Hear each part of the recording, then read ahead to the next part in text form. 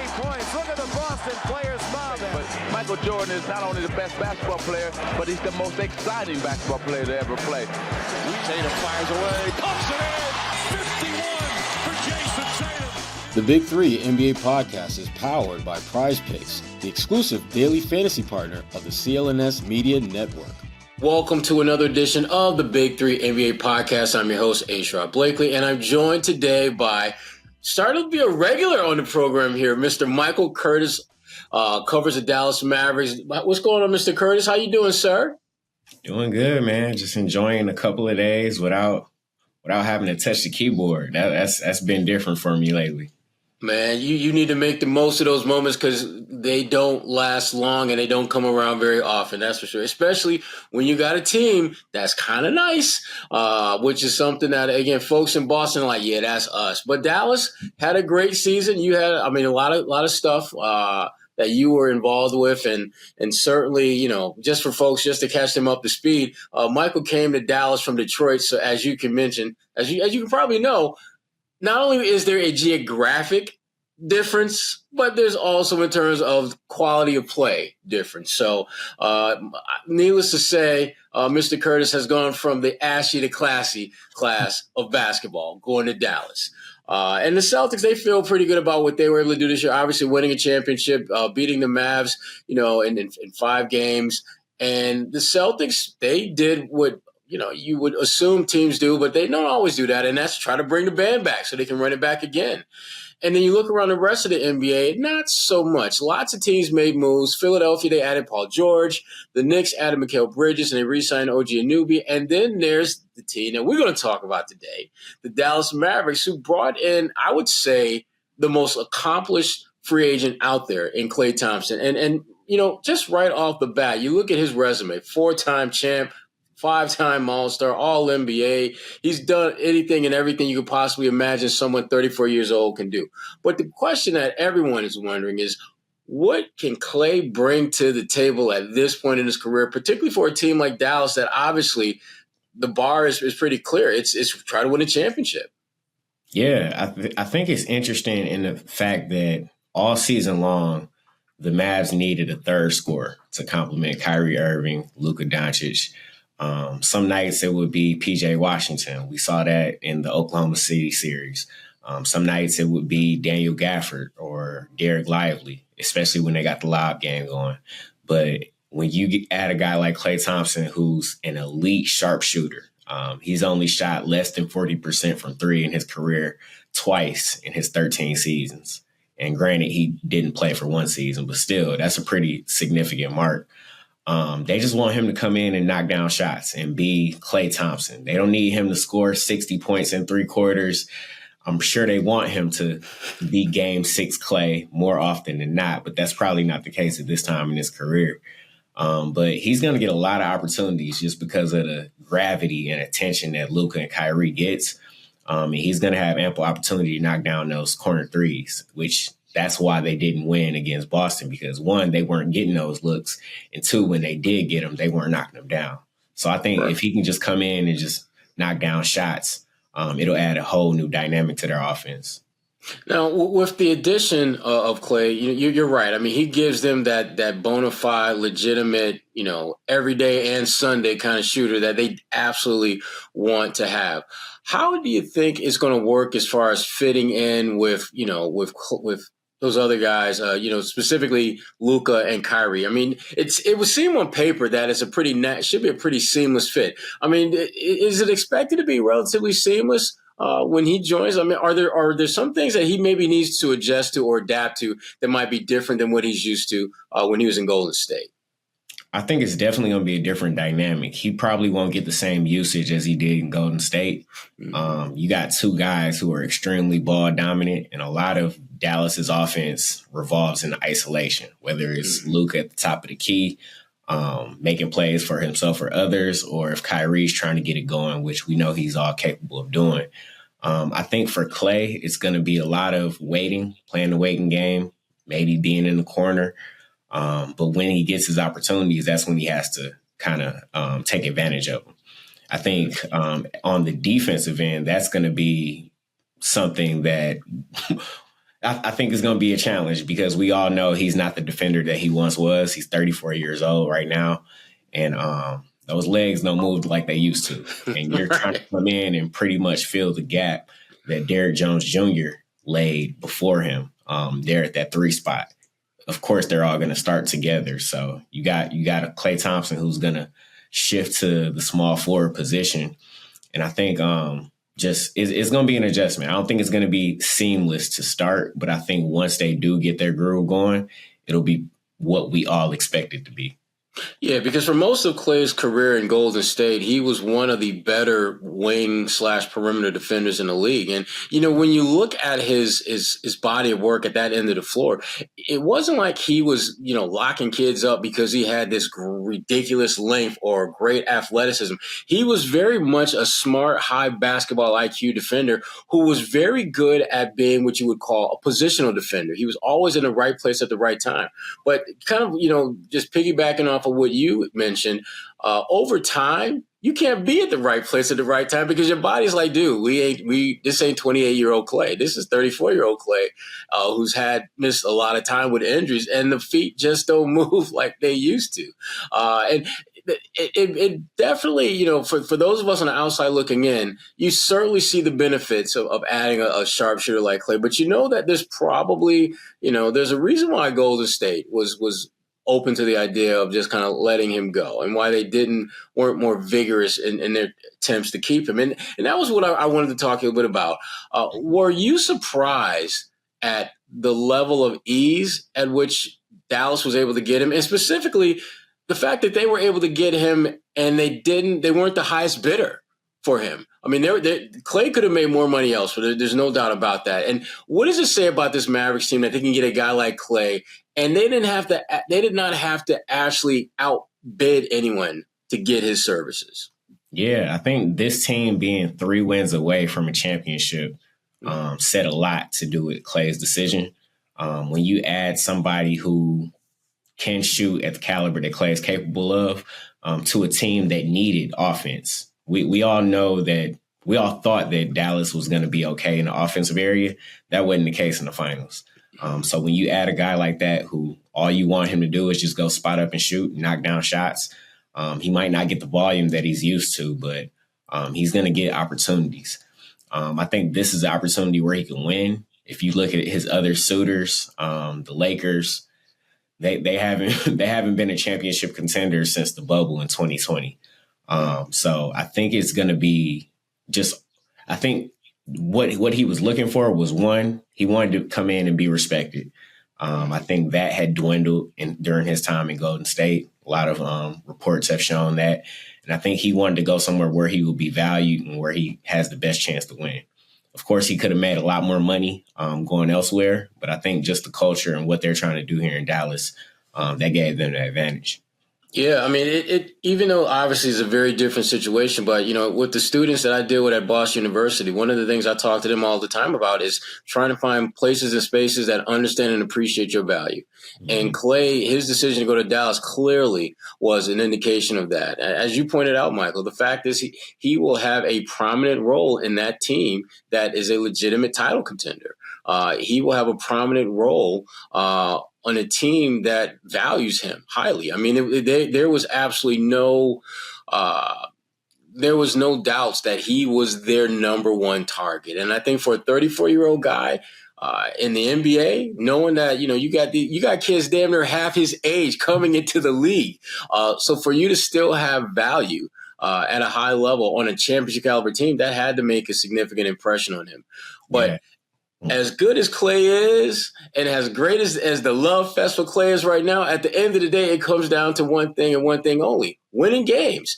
And when you start looking at the West, and I know you study them closely, there's a lot of big dogs in the Western Conference still. Even with, a guy like Paul George coming out East, where does this move put them in the pecking order? Because people, even though they had a great run, I think Dallas had the 5th best record in the West last year, I think. So where does this particular move adding Klay, and they made some other, minor moves, the Marshall kid, Najee Marshall from New Orleans, they picked up as well. But where does this particular move put them in terms of that Western Conference pecking order? Yeah, it's funny. When I was interviewing for this job back in, I want to say February, March, they were teetering around the play-in. And people probably didn't even think they were going to make the playoffs. But they won 16 out of 18 at one point, got all the way to the 5th seed. But I still think they're going to be a top 4 team in the Western Conference. You look at OKC has gotten significantly better, adding Isaiah Hartenstein and Alex Caruso. They got, I forgot the rookie, Nikola Topic. Yeah. Yeah. They added some depth to that team, which was already deep. They were a little thin in the front court, but I think they're going to be right there.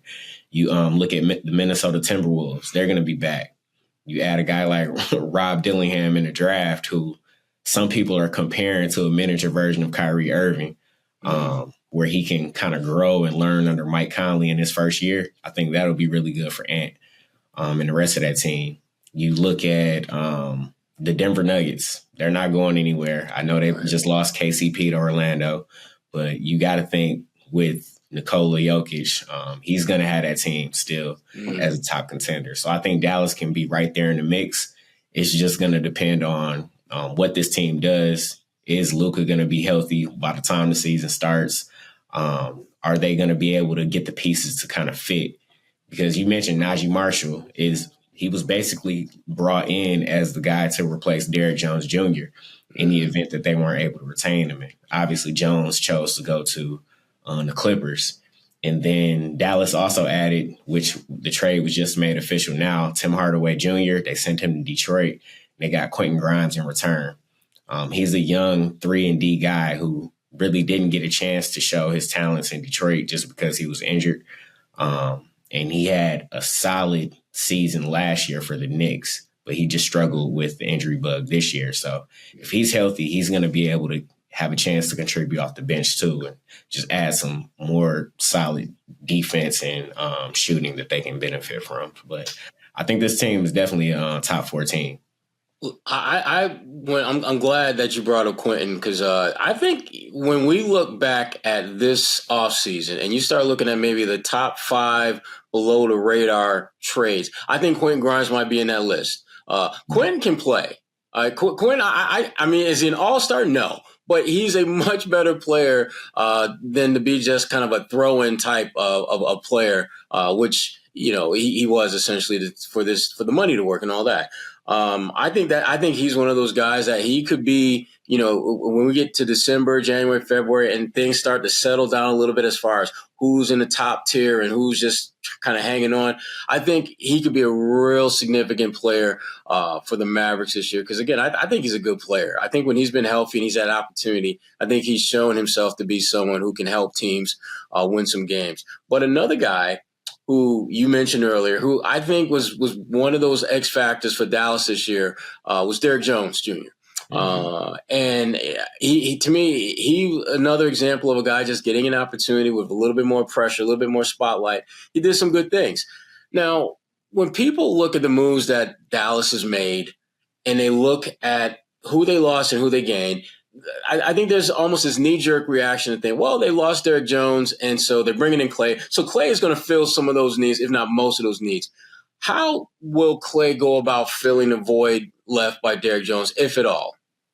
Yeah, it's going to be tough because they're 2 completely different players. You got Derrick Jones Jr., who's a versatile wing who can guard multiple positions, can jump out of the gym. I think that's the main difference right there, the athleticism. Luka and Kyrie and the rest of the Mavs guards, they're not going to be able to throw lobs to Klay Thompson. They'll be able to find him in the corner. Steph couldn't throw lobs to Klay Thompson. Draymond didn't throw lobs to Klay. No, Klay ain't that dude. Yeah, they'll be able to find him in the corners, but that aerial game that made Dallas so potent in the pick and roll game, they're going to miss that. They're still going to have it in Lively and Daniel Gafford, but from Derrick Jones, that's what he provided. In addition to his defense, and he occasionally could knock down a corner 3. I think that's where Klay is going to be able to make up for what D. Jones couldn't provide this team. He's going to be able to knock down those shots because he's going to get a lot of them, like I mentioned. But I think when it comes to Derrick Jones, he was a really good glue guy for this team.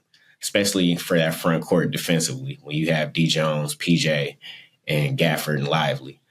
So they'll lose his defense for sure, but they're gaining offense. But they're hoping that Najee Marshall can kind of step in and fill the gap that D. Jones left. And I think when you just look at the additions and the subtractions, you look at Klay Thompson. Let's say he's the Tim. Oh, I didn't know that was going to happen. Let's say, listen to. Yeah, let's say he's the Tim Hardaway replacement. Let's look at it that way. Najee Marshall is the D. Jones replacement. And then Quentin Grimes is the Josh Green replacement, who played 4 years here. Could knock down the three, but I think Quentin Grimes is a much better shooter than Josh Green. And then he probably can give you just as much defensively. So when you look at their additions and their subtractions, I think they're either equal or upgrades. I don't think there was a downgrade at all. You want to catch the hottest games this summer, but don't want to mortgage the family home or take a second job to do so, right? Game Time makes getting tickets to events like WNBA games even faster and easier. Prices on the Game Time app actually go down the closer it gets to tip-off. With killer last-minute deals, all-in prices, views from your seat, and their lowest price guarantee, Game Time takes the guesswork out of buying tickets. That's a huge get when it comes to getting great deals at the ballpark or basketball arena nearest you. Here in Boston, every season is sporting season. So for me, the Game Time app makes it super easy to find tickets for just about every sport in my area, which is great this time of year when family and friends just happen to pop into town at the last minute and you're scrambling to find something to do, and you're trying to find something to do that won't break the bank, like getting tickets to see the red-hot Red Sox play, who are playing some of their best baseball right now. Game Time has you covered. So take the guesswork out of buying tickets with Game Time. Download the Game Time app, create an account, and use code CLNS for $20 off your first purchase. Terms apply. Create an account and redeem code CLNS for $20 off your first purchase. Download Game Time today. Last minute tickets, lowest prices, guaranteed. And certainly when you talk about, upgrades and glue guys and things like that, everything and anything involving the Dallas Mavericks begins and ends, and even in the middle, is Luca. He's everything to that franchise, and understandably so. A guy that young, who's as accomplished as he's been in the league, there's only two things left really on his bucket list, and that's win league MVP and win a title. And you figure one of those two is going to happen very soon. He's that good. One of the things we did notice during the playoffs and really throughout the regular season was that, Luka plays a ton of minutes, and your best players, that's kind of the MO. But the minutes in the playoffs, the minutes in the regular seasons, and then he had the audacity to play for his national team, trying to get to the Olympics, which you can talk a little bit about in a minute, where that stands. But is there a concern about just the fatigue factor for Luka going into next season? Because again, that's a lot of basketball we're talking about. Yeah, one thing about it, Luka Doncic loves to play basketball. He loves to compete. If he's able to walk, I think he's going to try to play any game that he's able to. And I think we saw that here when he chose to participate in the FIBA Olympic qualifying tournament with Slovenia this year. They played a couple of exhibition games. I don't think he played the first one, but he definitely played the second one and the first three games. First 3 games of this tournament, which they lost this morning to Greece. In the semifinal round to Giannis Antetokounmpo and the rest of the Greece team. So he's going to have the rest of the summer to kind of rehab those injuries that he had. He had a really bad knee sprain that he suffered during the first round against the Clippers. He had a chest contusion in the finals, and then he had an ankle sprain, and he was also sick at one point. So he's just it doesn't matter if he's hurt or not. I think a lot of people, fans especially, didn't want him to play for his national team, but I think he may enjoy that even more than he plays in the NBA, because that's what he's done like all his life. He's been a pro since he was 16, so I think that's very near and dear to his heart. But I think it's good for Dallas that he does get this rest, because had he gone on and played in the Olympics, he would have had an even shorter amount of time to rest and recover for training camp in September, October. So I think the Mavs front office is probably a little bit happy that he's going to be able to get some rest. I mean, if you're the Mavs, you might want to send a thank you card to Giannis Antetokounmpo and his people for doing him a solid. Because really, Luka, as you pointed out, he really does. There's like a youthful, exuberant joy that he exudes when he's playing with his national team. Before he came to the NBA, and they would just kind of show some of the clips of him playing with his national team. And he was a young man then, and you're like, oh, he's a young kid. He's playing with joy. But the more you saw him play, it was always like that. It was a different kind of passion, not so much for the competition as much as for the camaraderie that he had with his teammates. And even in Dallas, you can tell that he really wants to win and he really wants his guys to do well. It's just that if we're being completely transparent, there aren't that many guys on his roster that are at the level or even close to the level that he's at as a basketball player. And that's no knock against them because Luka's that damn good. He'd have that issue on most teams, but there just aren't a lot of legitimate top tier NBA caliber talented guys on that roster. And adding Klay Thompson gives you another one. It gives you a guy with proven credentials and a proven resume of being able to play and impact the game at a high level. And they're going to need that if they're going to make that jump, which again, they're 3 wins away from being a champion. And as much as we talk about every season is its own season in itself, that muscle memory that you created does not go away. The Celtics talked about that this year. They look back at 2022 when they were in position to potentially put Golden State in a tough spot, and they let their foot off the gas. And next thing you know, they literally don't win another game in that series. They're up 2-1 in Game 4, and chance to really put a stranglehold in that series. Lost that and never won another game. They would refuse to let that happen again. And I suspect Dallas, if they're able to get back to the finals, whether it's this year, next year, or sometime in the near future, I suspect that they're going to seal the deal. And Luka, I'm like 99.9% sure, is going to reflect on what happened this year as being kind of that necessary pain that you got to go through in order to enjoy the pleasures of success. But ultimately, Mike, and everything that we're talking about with the Mavericks and Luka and all the changes, it all comes down to one thing. How you going to beat Boston? Because they the champs. We had the conversation last year. How you going to beat Denver? Because they were the champs. And that's really what a lot of this is about. And a lot of teams are making moves to better position themselves to knock off the Celtics. And the question I got for you is the moves that Dallas has made. We talked a bit about how they stack with other teams out west, but ultimately Boston they're the team everyone is gunning after. How have the moves that Dallas has made brought them any closer, if at all, to Boston? Let's talk about just some of those moves and just how do they relate to the Celtics, who, as we talked about right off the top, they brought the whole band back. I mean, even freaking Luke Cornett, Xavier Tillman, cats that saw like 30 seconds or 45 seconds, guys that didn't even play, they brought back. Keita, young center from Portugal, who's Portuguese.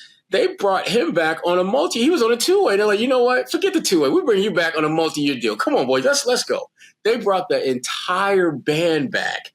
How does Dallas match up with basically the Celtics circa 2024, the reboot?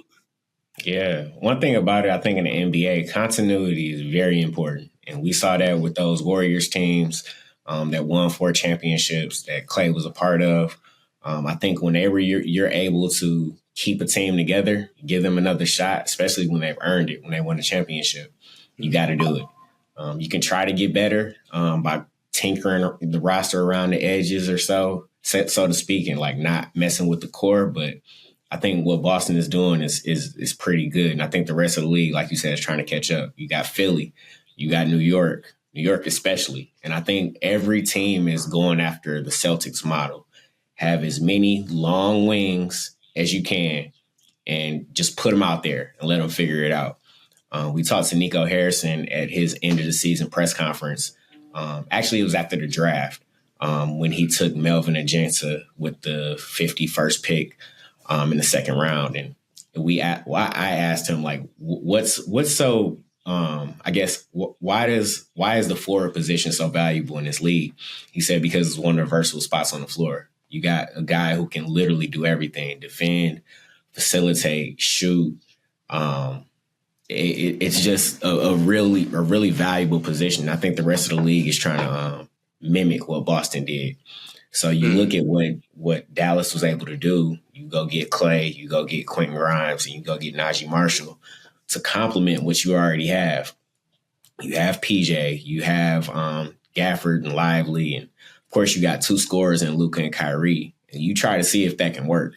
I think this team is closer to Boston, but I'm not sure how much closer because top to bottom in the finals, you saw it, like Boston had more talent 1 through 7, 1 through 8 that they were just better at.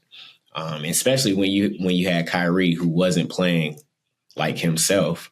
It left Luca to shoulder the load. So they were really playing with one star out there on most nights.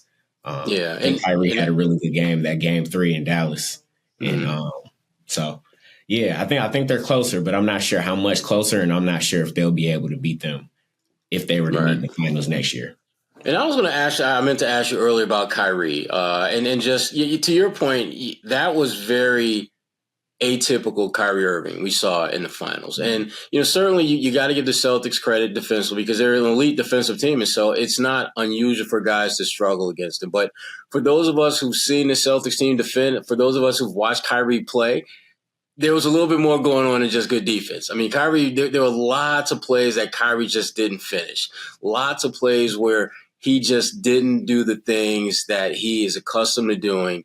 And it didn't have much, if at all, to do with the Celtics defense. In Dallas, do you kind of just chalk it up as just, it's just a Boston thing because he's been like that for most of the games he's played against Boston. He's struggled. Or is there something more concerning about that? Or do you just kind of chalk it up as, just, again, that we all got that one team that we just, for whatever reason, we never do well against. And it seems like Boston is that team for Kyrie. But is that the sentiment, or is there concern that, maybe Kyrie might be slipping a little bit? I think it could be a little bit of both. Two things can be true. There's duality in all of it. I think you got Kyrie, who's 32 years of age right now. He's not getting any younger. And he can't get around those lengthy defenders like he used to. He still can finish at the rim. He still can shoot. He still can get to the spots. But he is getting a little bit older. But also, it was an emotional series against the Boston Celtics. There's a lot of, I don't want to say trauma, but a lot of things from his past that came up with this series. He was getting asked about it every day. Every day. Yep. Every day. And that can affect you. He's hearing Kyrie sucks. As much as he didn't want to admit that could have been bothering him, I think that definitely played a factor in it. But going back to the age thing, I think we saw like glimpses of it throughout the first 3 series that the Mavericks played against the Clippers, against the OKC Thunder, and against the Minnesota Timberwolves. I think he played a lot better in that Timberwolves series than the previous 2. But there were moments where Kyrie would kind of defer to Luka a little bit too much, especially in the first half, first quarters. And a lot of people are wondering, like, hey, where's the offensive magician that we've grown accustomed to seeing? And he pulled it out in spurts and bursts in moments, but it was never like consistent throughout the playoffs. So I think it can be both. It can be a sign of wear and tear, and it can also be the Celtics are just that team that he's going to have trouble with. But it'll be interesting to see what happens next season for sure. Yeah, but Kyrie, to me, he's one of those old dogs, and by dogs, I'm speaking in a positive sense, not dog as a bad player, but one of those old dogs that you need to let lie. You don't need to poke him. And Anthony Edwards poked him, and next thing you know, Kyrie 2024 became Kyrie circa 2017.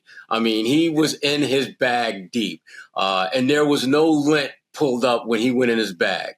Everything was nice and shiny. There was nothing that was antiquated. It was like he was so good in that series. I'm thinking like, damn, if he could play like this going forward, they absolutely have a shot at winning a chip because this Kyrie is damn near unstoppable when he's locked in and he's feeling good about himself. But the Celtics, and if you noticed, they did nothing to poke Kyrie. Everything was complimentary. Everything was like, look, we get along great now. He's with another team. We wish him the best of luck. It was nothing but love for that brother until they got between the lines. Yeah, I will say, I think it was after the first game, I asked Kyrie, like, did the crowd meet or exceed his expectations? And he said that I thought it was going to be louder. And, the That was your question. Celtics marketing team put that on the big screen. I thought it was going to be louder. And it just helped fuel the crowd even more. So even if the players didn't play those type of games, I think the organization did. Absolutely. And the thing is, to me, the irony of that is that people were afraid that the Celtics would do something to get Kyrie going, when in fact it was Kyrie who got the fans going. I remember seeing that on the Jumbotron, and I was like, oh boy. The funny part about it, though, I had a conversation after I saw the quote. We had a group text, and I mentioned that, man, if I'm Celtics PR, I'm all on this, because you want your crowd involved. You want them to feel engaged. And that was just catnip that they just could not resist. So Kyrie brought a little bit of that hate that came his way on himself. But at the end of the day, and no matter how you feel about Kyrie, the one thing that I think we all agree on is he's a hell of a player. One of the best of this generation. He will be a Hall of Famer. I think he should be a first ballot Hall of Famer personally, because I think whenever you win a championship, you make as many All-Star teams as he has. You've been to the finals with more than one team. And you have a skill set that sets you apart from others. I mean, when you talk about handles, Kyrie is on the very short list. To me, it's a list of one as far as handles. I think he has the best handles in the game. And if you want to talk top all time, I think he's on that short list as well. But unlike some folks in the broadcast game, I don't consider him and Luka the greatest backcourt of all time. I think there's a lot of backcourts that would say, hold my beer. Let me show you my receipts to show you why we might be the best one. But at the end of the day, he is an exceptional player who's had an exceptional career. And if he's able to play up to that level, certainly Dallas will be very thick in the mix of competing for another title. I have one more thing for you, Michael, and then I'm going to get you out of here. I like to play a game called Pick and Roll, where you pick a position and then we're not going to do pick and roll. We're going to fill the lane today. We're going to play fill the lane, where I will make a statement and you fill in the blank, or you fill the lane. And today's statement is blank must happen for the Dallas Mavericks to get back to the NBA Finals in 2025. There's a lot of things that can happen, but what's the one thing you think has to happen for them to get back to the NBA Finals?